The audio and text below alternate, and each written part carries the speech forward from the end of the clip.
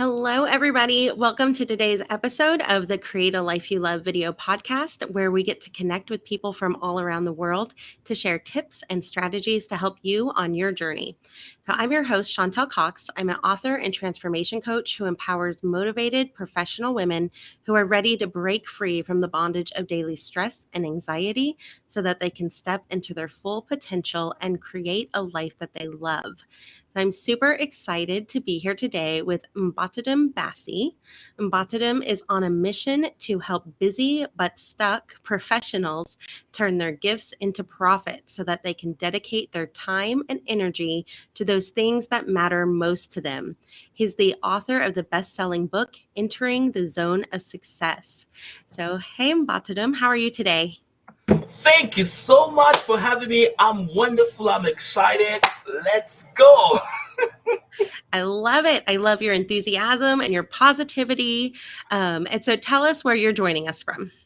I'm joining from Houston, Texas. Actually, the Republic of Houston, the Republic of Texas. The Republic of Texas. Oh, man. Are you guys breaking off on us? Like, I'm out of here. That's awesome. So I love the title of your book, Entering the Zone of Success. So tell us, what is the zone of success? Well, the zone of success. One of the reasons I wrote the book was I wrote my first book in pursuit of purpose, but a lot of people still had questions. So what I decided to do was write a second book where I talk about that zone of success. That zone of success is an arena where success catches up with you because you are practicing certain habits and skill sets. So that's what the zone of success is. It's that arena where success catches up with you. I love it. The arena where success catches up with you instead of you chasing it. That's great. Jim Rohn said something. Jim Rohn said, he said, make yourself a person that's attractive to success because success is looking for a place to dwell. And so most people are trying to chase success. No, stop trying to chase success. Become a place where success wants to dwell with you. So how do you do that? By practicing certain habits, skill set. Because when you study successful people, they're successful not because they are special, but because of their habits, their time of dedication to a craft. So that's what the zone of success is all about. That's awesome. I agree with that 100%. So, one of the things you talk about in your book is that there's kind of three big reasons why people get stuck. Can you talk about those? Well, the three big reasons why people get stuck is most people are stuck because of their past failures. They failed in the past, and because they failed in the past, they're thinking, well, um, it's over for me. And one of the things I want people to understand is you're going to fail your way to success. So past failures. Number two is belief systems. But most people believe that they're not good enough. For a long time, I believe, well, I'm not good enough. I'm not the right weight. I'm not the right height. I'm not the right color. So belief systems causes people to be stuck. And the third reason is people just resign. They just gave up Mm. because they failed so much in the past, and now they're thinking, well, you know what? I don't think anything good can happen to me anymore. So they just gave up. So past failures, belief systems, and resignation are the three main reasons that people stay stuck. That's huge. I know that feeling of not being good enough, being unworthy, is such a big barrier for everyone, I think, at some level. So you share a story about a young man who believed that everyone did not have a purpose. So I'd love to hear more about that story and hear your take on if you think everybody has a purpose. Well, Chantel, it's funny. I was talking to this young guy, and he said with so much confidence, he didn't know I'd written a book on In Pursuit of Purpose. He didn't know anything about me like that. All he said one day boldly, he said, I don't believe everyone has a purpose. And I smiled and chuckled, and I said, why do you believe everyone doesn't have a purpose? He said, well, because some people are born and they have something to do in life, and other people are just born and just exist. And so I said, okay, I want to ask you three questions. And he says, okay, I says, first of all, what did you want to do as a child? Because if you've met children, children have a shout in them. There's something in every child. Children, children will climb on top of a high table and want to jump off. They don't have any concept of falling. They don't have any concept of failing. So I said, what did you want to do as a child? He says, actually, as a child, I wanted to play with computers. I said, okay, good. I says, okay, so now if you have a free time, if you're free, you're off work, what do you fill your time with?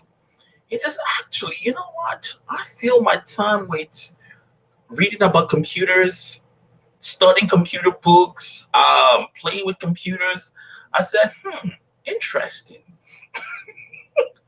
I said, the third question I asked him, I said, if I had to, you had to go to an island for the next 1 year and you were going to be there secluded, what would you take with you after you've taken your basic amenities like food, water, clothing, and all that? He says, actually, you know what? I want to get my computer. I want to get my computer books. I want to get stuff around my computers. And I said, have you noticed all the answers you've given relate around computers? And he had an epiphany at that moment, Chantel. He's like, oh my God, I'm supposed to be doing playing with computers. And I said, that's your purpose. We make it so complicated because we're thinking, because, okay, Chantal, if I'd asked you those same three questions, do you know your answer will be different? My answer will be different. Everyone's answer will be different. That's what you're called to do. That's what's your purpose. Everyone has something they're called to do. And once you answer those three questions, you can narrow down what your purpose is in life. Awesome. Can you re-go over those three questions again to really hit those? Number one, what did you want to do as a child? Because every child has a shout in them. Every child is excited. So what did you want? What did you gravitate towards? Number two, what do you fill your time with? If you could watch any show when you have your free time, what do you fill your time with? What kind of books do you read on your free time? Some people like to watch Animal Channel. I mean, that's not me. So your life, Dr. John D. Martini, he said something. He says your life is basically revealing itself. It's revealing what you're called to do. So number three, if you were to go to an island, what would you take with you? So those are the three questions. That's awesome. So I'm curious, what would be your answers? What did you want to do as a child? Oh, as a child, I just wanted to help people. I That's just awesome. I was that guy that just I was excited about people. I'm that guy. I remember growing up. I remember my mom would give my brothers and I give us money for lunch, and I would give my money to my friends. I just wanted to help people. I was the guy. I remember when I was in high school in St. Paul, Minnesota, and my teacher he says, "Mbiotidem, you should be a psychologist." I said, "Why?" He says, "Everyone is always telling you the problems."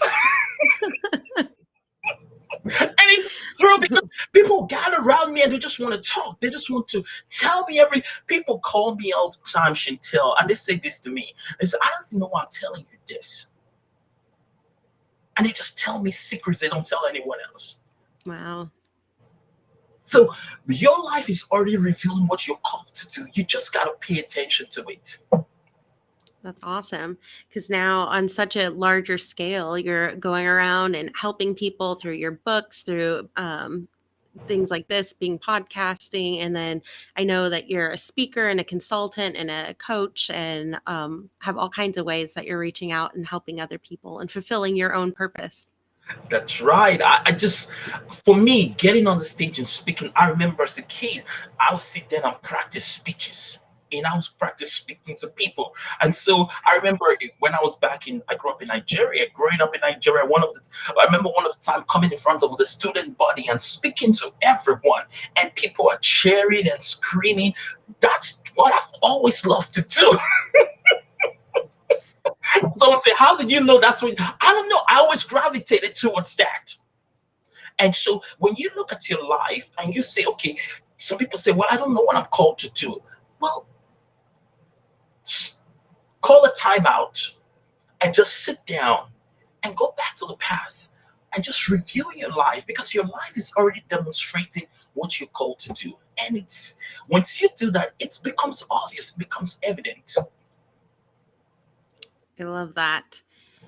And that ties right into the next thing that I really wanted to hit on, because I know you talk about it in your book and everything. And so manifesting. And so, if you have your purpose and now you want to manifest it, tell us your views on that. Well, I think it doesn't matter what you want to do. How do you manifest what's not what's how do you bring the intangible and make it tangible? And one of the ways to do that is your thoughts leads to feelings, your feelings lead to action, and your action produces results. It always starts with your thinking.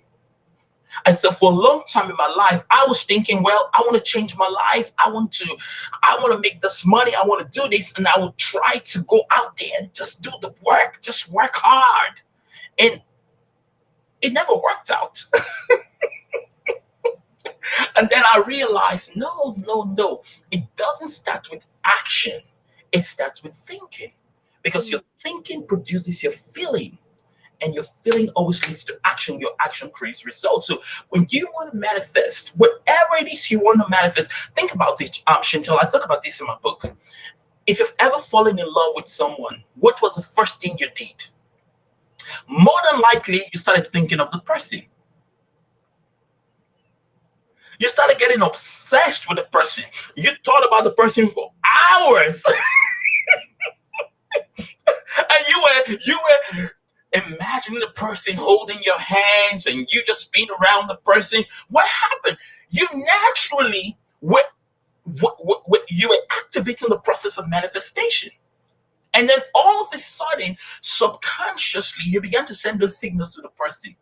And before you knew it, your dreams in your mind became a reality in the physical. That's the same way you manifest your dreams. It starts with a thought process. I'm listening to Bob Proctor right now, reading his book again. Um, you were born rich. And Bob Proctor talks about the prosperity consciousness. And he says that prosperity consciousness is taking you. If you want to be prosperous, you've got to see yourself as prosperous. You will never walk in prosperity until you can see yourself that way. And most people who are broke, all they think about is they don't have enough money. They think about how their boss is unfair to them. All they think about is poverty. But the rich people, all they think about is riches and wealth. Once you can see yourself, once you can hold a vision of yourself as prosperous in your mind, it will manifest in your life. I will end with this. Wayne Dyer said,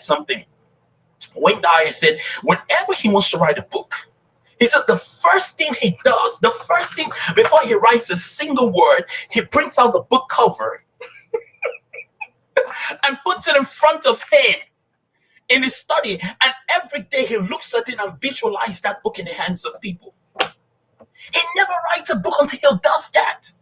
And then the book writes itself. So that's the way. If you're listening to me and you're saying, well, I want to manifest abundance, I want to manifest, okay, maybe you have a credit card you want to pay off. See, that stuff is already paid off. Don't worry, don't ask how. Just see that's already done. And what's going to happen? Everything will start aligning to bring that vision to reality. Love it.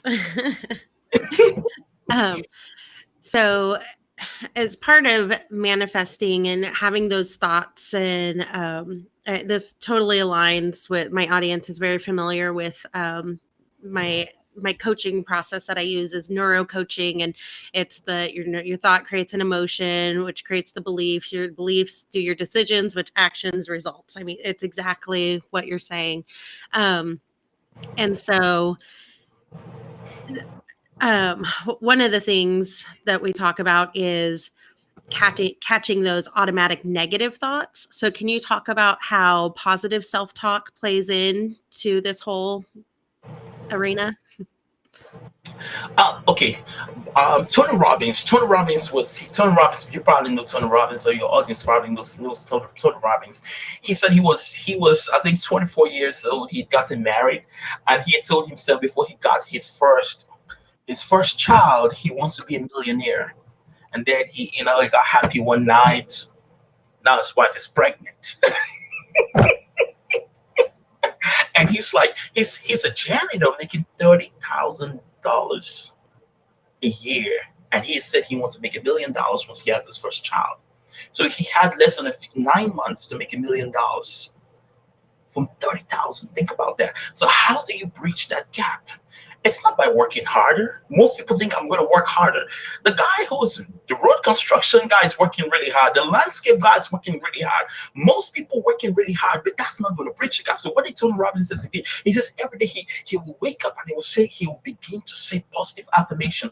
One of the things he said is, God's word is circulating in me. His word flows to me in avalanche of abundance. All my needs, desires, and goals are met instantaneously by infinite intelligence. For I am one with God, and God is everything. And he says he will say this for hours while he's driving his crappy car to work. He'll be screaming this on the top of his lungs. God's wealth is circulating in me. His wealth flows to me in avalanche of abundance. All my needs and desires are met instantaneously by infinite intelligence. For I am one with God, and God is everything. And he did that over and over. By the end of that year, he made $1 million. Wow. There was another guy halting boats in personal development in network marketing. He says he couldn't get anyone to buy his stuff. Oh my goodness. He says he began to scream this that rich and successful people are coming to me and they are begging me daily to join my network marketing company. And he will say this for hours and hours. Why? Because he was trying to rewrite the program. Listen, that's what we call negativity bias. Everyone tends towards negativity. So now, how do you override that? With saying positive affirmations. Anything you say after a young becomes a law of the subconscious mind. Everything you say after a young goes into creative process. You talk to people. When I hang around people, once you start saying I'm weak, I'm not good, I say stop that talk. Stop it. Why? Because everything you're saying after a young goes into creative process. So you always want to say where you are going. It doesn't matter what's happening in the present. What's happening in the present is subject to change. And how do you change it? With the words that are coming out of your mouth, because the words that you are speaking are life. You're creating life for your future. Wow, that's so powerful. Um, yeah. So, another thing I really want to make sure that we hit on while I have you here is the two gaps of success.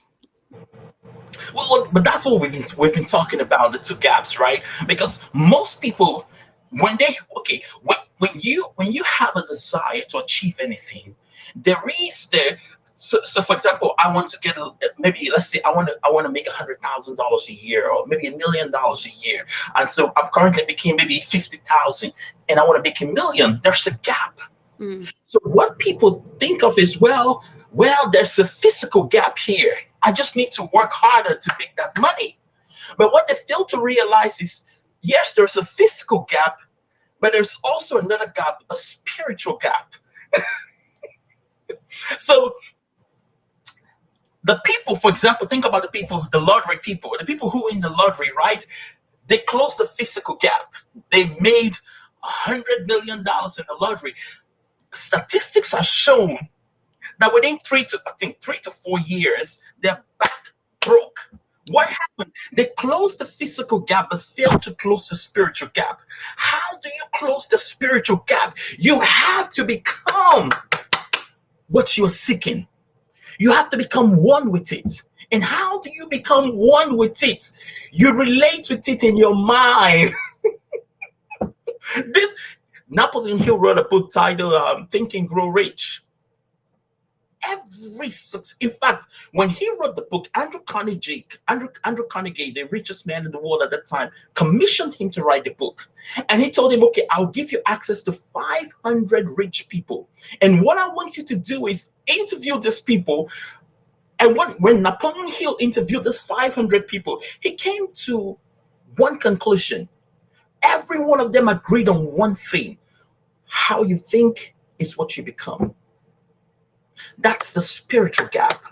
So when you have a desire, you have to first of all spiritually become that thing, and then the physical will follow, because the physical always follows the spiritual. But if you go the other way and try to get it physically without getting it spiritually, you're gonna lose it soon. Oh man, yes, absolutely. And you see that in all areas of the life.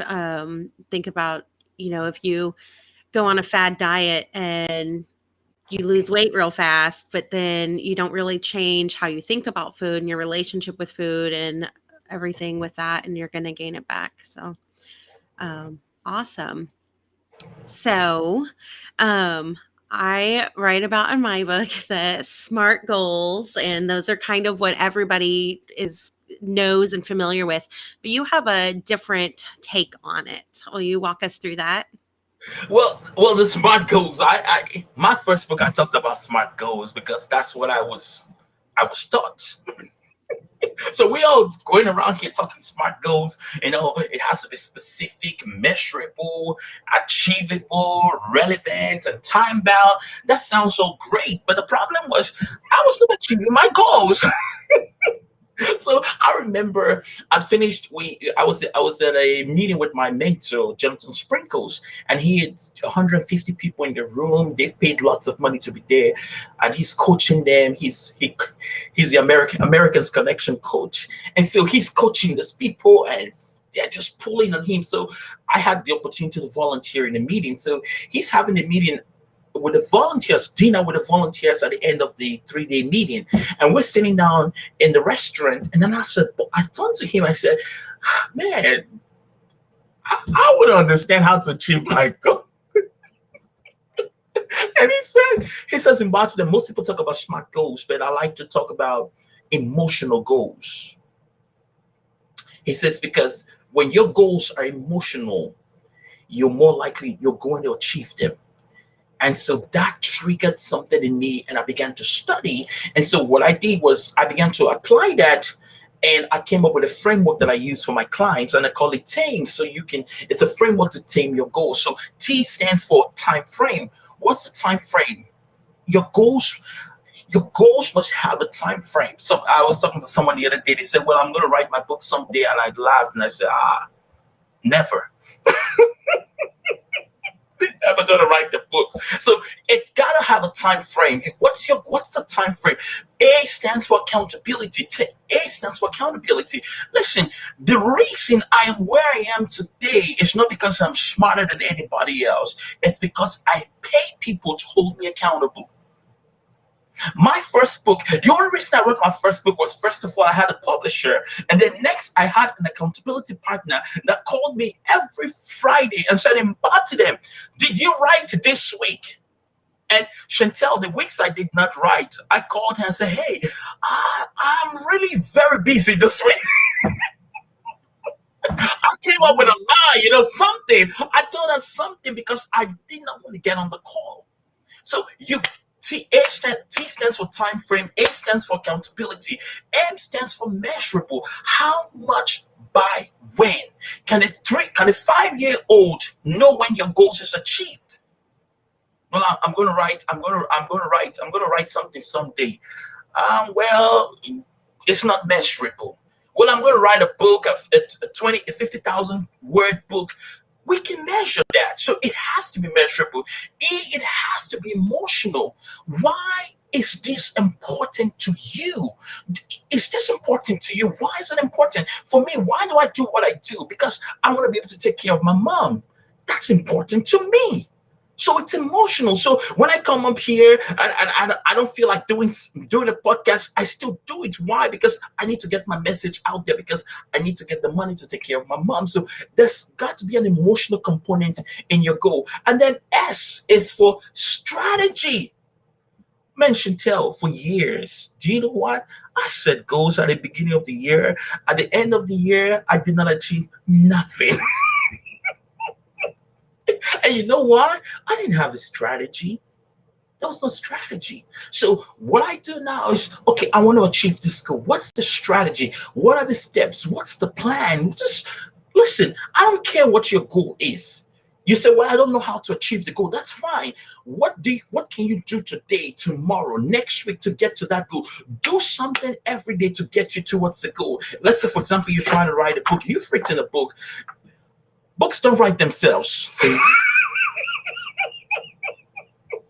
So, what's your strategy to writing every day? Or you say, well, I don't have time to write every day. Okay, can you write every other day? I don't care what you're doing. Just do something and don't stop till you achieve the goal. So that's the same framework, and that's what I came up with because it made more sense for me and my clients. I love that. And yeah, I do think that emotional tapping into your why, the whole Simon Sinek, um, everything there. Oh, sorry. My cat's saying hello. um, she makes an appearance from time to time. um, so, something that I know we've talked about, but I really want to hear your take on it is when you do set a goal, when you do set a new habit, when you are trying something new, our brains kind of start stopping us and we find that tension. And so talk to us about some ways that we could overcome that tension.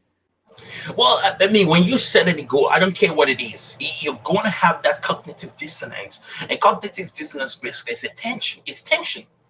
And the whole reason for the tension is your brain is telling you, listen, this is not our habits. Let's go back to what we always do. So if we're always watching TV, let's go back and watch TV instead of reading. So when you have the cognitive dissonance, understand it's normal. It's your brain trying to get you back to what you've always done. This is why. So how do you overcome that? You make a decision. When you make a decision, I talk about that in my first book. The Latin word for decision means the incision, cut off, decision. So when you make a decision, you cut something off. It's not good. If I if you cut me right now, I'm gonna feel pain. So when you make a decision to change your life, listen, somebody lied to us and told us it's what's going to be easy. It's not easy to change your life. It's painful because all of a sudden it becomes so uncomfortable. It's so. I like what Lisa Nicole said. She says your convenience and your convictions don't live in the same street. Hmm. So when you decide to change your life, when you decide to change your life, you've decided to inconvenience yourself. It's going to be painful, but guess what? Everyone who's successful, that's why they are where they are because they decided to inconvenience themselves. They did. Les Brown always says something. He says you've got to be willing to do what others would not do to get the results that others dream about. That's what makes you a success. You wrote your book. When you're writing your book, there were days you probably did not feel like writing. There were days you felt like quitting. But you said, no, I got to get this done. That's what it takes. So when you make a decision, follow through. Commit to the decision. Do not stop. That's what it takes to override that cognitive dissonance, that tension that you feel.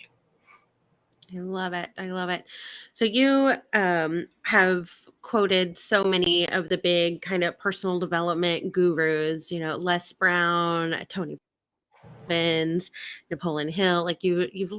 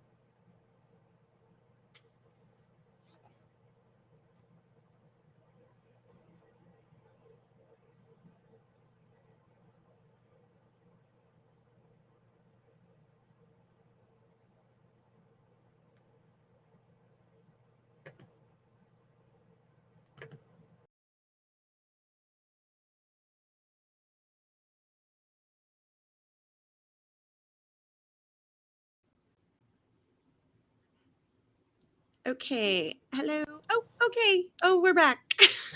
Can you hear me? I can hear you now. Oh my goodness.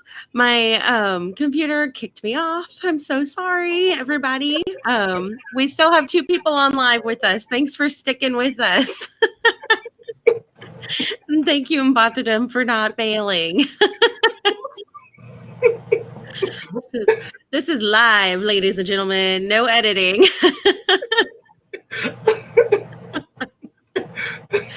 At least we can laugh. Oh my goodness.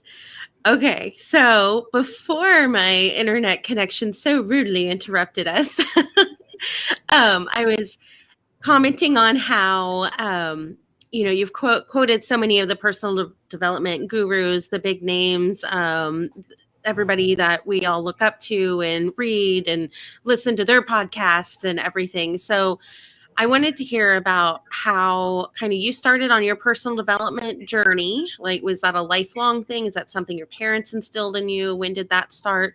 And also, like, how, like, the importance that you recommend to everybody else. Thank you for that question. 2016, I think I came to work one day and I was excited like everyone else, thinking, I think that was the end of 2015. I came to work excited.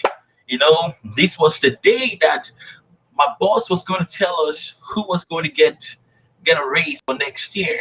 So I came to work and the list was out, and I looked on the list and somehow Chantel, my name was not on the list. I played by his rules. I done what he wanted me to do. I took up the extra shifts. I did what I needed to do to qualify. And somehow I was not on the list. And Chantel, I lost it. Hmm. I was like, man, I was thinking of creative ways to tell my boss. So thank God he was not there when this was happening, because I was just so furious. And 3 hours later, I had the time to calm down. Three hours into my shift, I had the opportunity to calm down. And it dawned on me, Chantel, like, okay, in Mbiotidem, you're mad because you didn't get a raise. Hmm. And this raise is, guess what the raise was, Chantel? 25 cents. Hmm. Yeah. I was losing my cool over 25 cents. And that was the day I made up my mind that I was never going to allow anyone put me in that position again. I was going to make myself so valuable that I could produce my own 25 cents at will. But there was a challenge. How do you do that? How do you go from this to this? And so this is where personal development came in. I had to make myself valuable. And so what did I have to do? I had to start listening to mentors. And I remember I would listen to Les Brown for hours. I remember listening to Coles, and I would listen to Lisa Nichols for just hours. I would listen to her video that she did with Tom Bew, and I would listen to that for hours. And I just, because I like what Lisa Nichols says, I had to relocate my mind so I could relocate my life. And that was the only way. So personal development for me was the key to where I am today. I'm here today not because I'm better than anyone else. I was willing to read the books. I remember I would read 4 books a month until I would sit down. Sometimes I'll read 8 books. Most times I didn't even have the money to buy the books. So I'll show up in Barnes and Noble and sit there and read their books. Thank God for America. I grew up in Nigeria. You can't do that in Nigeria. You go to a bookstore, they're like, yo, you buying the book. So I went there, and then I read the books, and I began to attend seminars because I listened to Jim Rohn, and Jim Rohn is like, listen, you gotta go to seminars, you gotta show up. So I began to show up to every seminar that was, every free seminar. I would go on Eventbrite, and every free workshop seminar, I was there. I was sometimes I'll drive 45 minutes. Some of those seminars I can't attend them anymore because most of them were junk. But then to me it was gold. And gradually my mind began to shift. I began to, like, I remember writing my first book. I never even thought I could write a book. But once I changed my circle of people I was hanging out with, I began to realize, oh, I can do it. So personal development to me was my way out from where I was when I made a decision to make my 25 to add value to myself. Personal development was the bridge that took me to where I am. And so if you're watching me, I recommend, listen, it doesn't matter what's happening to you in life. You may be on a job and you say, well, I hate my job, I hate my boss. Listen, don't fight your boss, don't fight them, just work on yourself. While other people coming to their work disgusted, mad, and just having attitude, you're like, I know the reason I'm here. Your job becomes your investor in your future business. And you're working on yourself because one day that work you're putting into you will cause you to shine. It's only a matter of time. And that's what has happened for me. It's So I love that you started with books, which are pretty low cost. And if you go read them at Barnes and Noble, if any of those are still open, they're free. But there's lots of free ebooks and stuff out there too now. Um, so you started very low cost and free Eventbrite workshops. Probably now people could tap into free webinars, things like that. And Shopping. then, yeah, where did you grow from there? Where did I grow from there? What do you mean? So obviously, you did not stay with the free low cost. You started seeing the value and investing more. And so okay, I remember I attended the free stuff, and then I think it was in August 2016. I was my mentor Jonathan Sprinkles. He had a meeting at one of the Chamber of Commerce in Houston, and I was going to my God, Chantel, I was going to this Chamber of Commerce meeting every month faithfully. I'll show up. And I noticed they used to have like 5 people, 6 people. But when this guy was speaking, the room was packed. So I'm like, okay, who's the heck is this guy? And then this young, black, African American guy shows up and he's like, just get in the room and everybody's screaming. And I'm like, oh my God, that's my dream. That's what I want to do. He became my beacon of hope. And so I remember after the meeting, I go up to him. I said, man, sir, man, my God, I love your energy. I love what you did. I want to do this. And he's just smiling like, oh, yeah, yeah. Like, who's this weirdo, man? Like, dude, calm down. And so he took a picture with me. And when he took a picture, I remember buying, he had 2 books he was selling. I bought both of them, $40. And I got to talk to his director, and she says, "Oh yeah, because he had talked about it. He was going to have his coaching because he usually charges people $1,000 for 1 hour of coaching, and he said he was going to have his group coaching for the rest of the year. I think it was going to be 4 months, the rest of the year, and it was going to be $200." I'm like, what? And Mbiotidem, you gotta pay for this, so I paid for it. I joined it, and that was my first paying coach, and so I would join the coaching call just once a month, and then you send 3 questions in, and he will answer the questions on the call. And I remember that's how I started, and I went to and okay, actually, after that, I signed up for my coach. It was an $8,000 program. It's a big jump, 200 to 8,000. No, but you gotta hear the story. It was a 3-day program. It was Oh, T. Haveki's event, 3-day program. Man, when we started Secrets to the Millionaire Mind, he wrote a book. T. Haveki wrote a book, Secrets to the Millionaire Mind. This program was I can't remember what it's called, Millionaire Mind Intensive Program. And so they talked about how to success and all that stuff. By the end of the program, Chantel, we're all holding hands in a circle, singing Whitney Houston song, "Give Me One Moment in Time," and we're all crying. And I was crying, and I signed up for a program, $8,000. And when I got home that day, I was shaking yeah. because I didn't know how I was going to pay for that program. Right. Yeah. Been there. I was caught up in the emotion, and so I remember I read the fine print. You had 3 days, so I canceled it, and Oh, but I did, and then I think a few months later in November, I went to a program in Atlanta, and I signed up for another $8,000 program, speaking program, and then I was not gotten used to that fear because listen, if you want to do anything, I don't care, you want to do anything great, you're going to be afraid.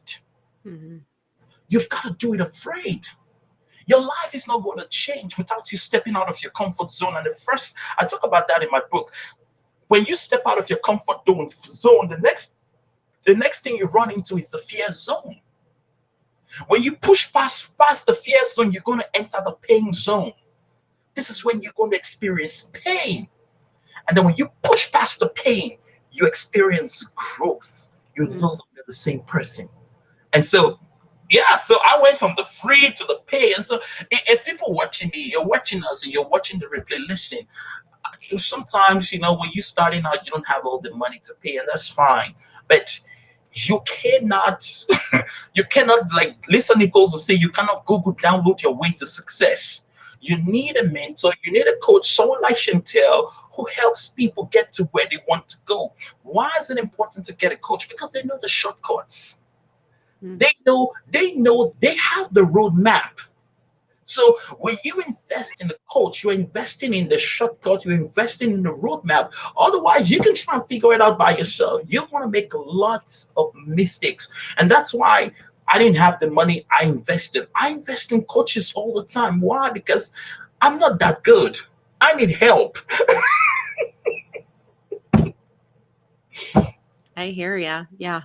I definitely have several coaches that I invest quite a bit of money in. um, awesome. I love that you shared that, and I strongly believe in it. Actually, that's funny you called it a roadmap, because that's the name of my group coaching program, is Roadmap to Create a Life You Love. Wow. That's funny. It's not $8,000. Yes. It's not Yeah. $8,000. Hashtag goals. No, man.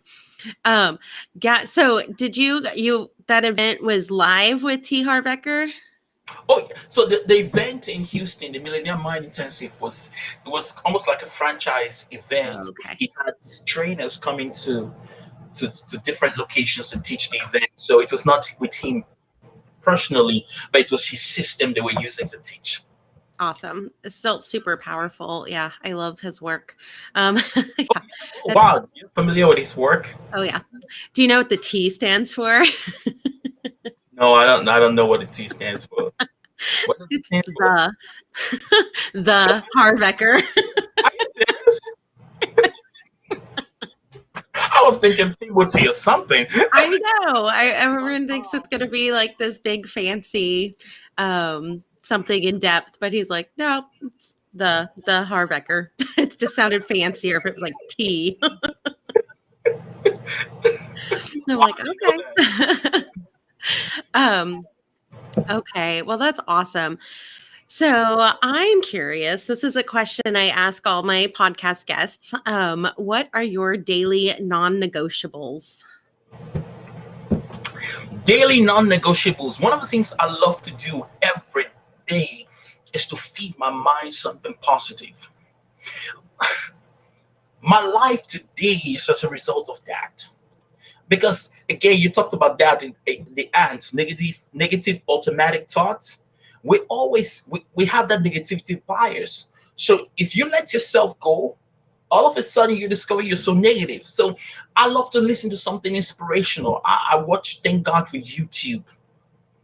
Thank God for that. You can just pop in and you're listening to people like Les Brown, Tony Robbins, Jim Rohn. There's so many of them. Russell Brunson, Gary V, Maury Folio, Elizabeth Gilbert. You're listening to these people, and what they're doing, like when I get in my car, Shinta, one of the things I do when I get in my car, I don't listen to music. Not because I don't want to listen to music. I've turned my car into an educational center. I listen to a podcast, something inspirational, something, or maybe a how to. And so those are my non negotiable. I try to feed my mind something positive because I don't want my mind to take me in the wrong direction. So that's what I do every day. I love it. That's a great daily non-negotiable. Um, so tell everybody where they can connect with you and where they can get your book, Entering the Zone of Success. Well, you can connect with me at my Mbiotidem. You can Mhm. Mbioti. Let You me can, get rid of I this. guess, in the show notes. Yes. Anywhere in Mbiotidem, you can type in Mbiotidem. I'm on Facebook, um, Instagram, LinkedIn. Also, my you just had the website up. That's where you can get the book, Enter the Zone of Success. And I would definitely, once you order the book, I will sign it out, sign the book for you, autograph the book for you, and send it out to you immediately. That's so cool. So get your signed copy of Entering the Zone of Success from Mbatidem at enterzoneofsuccess.com, and absolutely blah. Absolutely your social media links are in the show notes, as well as your website here to get your book. So anybody joining us live, if you have any questions or comments from Mbatidem, go ahead and drop them in the chat real quick while we are tying things up. So, anything else you want to leave for the audience, Mbatidem? Well, if you're looking at your life right now and you're saying, "Well, I don't like the way my life is. I'm tired. I'm frustrated." This one thing I know. I talk about this. I talked about it in my first book. I talk about it in the second book. Everyone has three things I call FIDs. Everyone, I don't care who you are. Fears, insecurities, and everyone has doubt. For a long time, I had fears. I was like, "Well, my God, I have an accent, but they understand me." And I had insecurities. Well, I'm fat. I need to lose some weight before I show up. I had doubts. Am I good enough? And then I discovered that everyone that's successful had those, but they pushed through them. So if you're listening to me today, you're saying, "Well, I don't know if I'm good. I can speak. I can write a book. I can start a business." Yes, you can. If no one ever told you, I want to tell you, there's greatness in you. There are abilities in you. It doesn't matter what has happened in your past. Your past is not your future. Rise again, stand up, make a decision. Make a decision to change your future. Because listen, the world is waiting for you. People waiting for you to show up. Stop crying over spilled milk. Get away from that relationship that's toxic and surround yourself with people that will empower you. Because at the end of the day, you were called and created for something special. It's time to live up to what you were created to do in this world. That's all I have to say. Preach. I don't know. Where are all the prayer hands emojis? I can't do emojis on this thing. I love it. It's so much passion, so much positivity and inspiration. You, sir, are living your purpose. It's very obvious. Thank you so much. Well, for me, I just, man, this, what I just said right now is what I wanted someone to say to me for a long time. And Chantel, I didn't have anyone saying that. And so I struggled. And so now I have the opportunity to tell other people, I want them to know. Listen, there's greatness in you. You are called for greatness. Don't quit. I don't care what has happened. No, don't quit. Don't stop. It doesn't matter when you fail. You're going. Okay, I'll end with this story. Colonel Sanders had retired at 65 years old, got his first Social Security check, and then he realized that, my God, this money is not enough to take care of me. Most people would have told him, "Quit, you're 65 years old." Look at President-elect Biden. He's 78 years old. This is his third time going for the presidency. The third time. Imagine most people saying, "What are you doing at 78 years old running for the toughest job in the land?" The same thing with Colonel Sanders. And he, at 65 years, he's thinking, "What do I do?" And then he's like, "You know what? I have a chicken recipe. That's all he had. And then he said, I'm going to sell my chicken recipe. And he went to the first person, they told him no. The second person, no. And the third, no. And he drove Chantel. He drove around the United States for 2 years, living out of his car. Imagine someone at 65 years old say, no, I'm not quitting on my dream. I'm not stopping. I'm not giving up. Not here, not now, not never. Just kept pushing until someone finally said yes. And today, Colonel Sanders built a legacy and a generational wealth for his family because he refused to quit. So I don't care what's going on with you. Don't quit. Don't stop. Keep pushing because everything will work out for your good. I love it. It makes me want to look in the mirror and be like, what's your excuse, man? Like, not living out of a car for 2 years. I'm not 65 yet. What do I got as my excuse? Nothing. So someone in the chat said wisdom. So that's awesome. Very awesome. Well, this has been amazing. I'm so glad that we got to connect. And I just want everyone to know, let's see. Yep. Okay. That popped up. So this Tuesday we had Mbiotidem. Definitely go check out his social media. He made positive, inspirational posts and videos. You definitely want to go get his book, and the link is in there, and he will send you a signed copy. So that's super exciting. And next Tuesday, we'll be chatting with Lisa Lanola, who is going to be talking about the importance of saving yourself. Her message is no one is coming to save you. You have to find ways to save yourself and live the life that you want. So it's going to be good. And we're going to be at the same time, same place right here next Tuesday. And as always, I would love to connect with you one-on-one and offer you a free 15-minute coaching call.